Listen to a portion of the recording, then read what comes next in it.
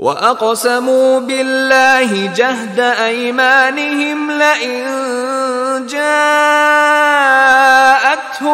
آيَةٌ لَّيُؤْمِنُنَّ بِهَا قُلْ إِنَّمَا الْآيَاتُ عِندَ اللَّهِ وَمَا يُشْعِرُكُمْ أَنَّهَا إِذَا جَاءَتْ لَا يُؤْمِنُونَ۔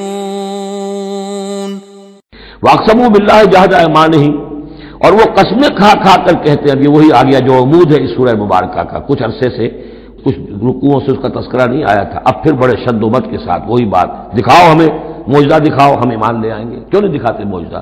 نبوت کا دعویٰ ہے، رسالت کا دعویٰ ہے، عام دعویٰ تو نہیں کر رہے ہو تم، کیوں نہیں کوئی معجزہ دکھاتے؟ جب خود کہتے ہو کہ موسیٰ نے دکھائے، عیسیٰ نے دکھائے، فلاں نے دکھائے، قوم سمود کو دکھا دیا گیا معجزہ، تو آخر کیا قیامت آ گئی؟ ہمیں کیوں نہیں معجزہ دکھاتے؟ وَأَقْسَمُوا بِاللَّهِ جَهْدَ أَيْمَانِهِمْ، اور اپنے عوام پر اثر ڈالنے کے لیے قسم، خدا کی قسم ہے محمد ہم ایمان لے آئیں گے، آپ دکھائیے تو صحیح ایک دفعہ معجزہ۔ کیا بگڑتا تھا ان کا قسمیں کھانے میں؟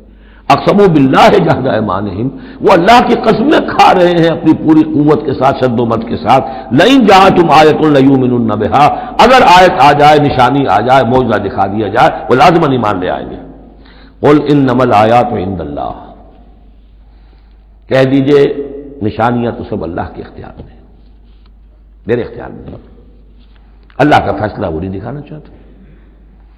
اب اس میں جو اثر پڑ سکتا تھا اہل ایمان پر، اس کا جواب ہے آگے، وما یشعرکم، اے مسلمانوں تمہیں کیا پتا ہے، انہا اذا جاءت لا یؤمنون، جب وہ نشانی آ جائے گی تب بھی یہ نہیں مانیں گے، لیکن ان کی مہلت ختم ہو جائے گی، پھر وہ عذاب فوری طور پر آ جائے گا۔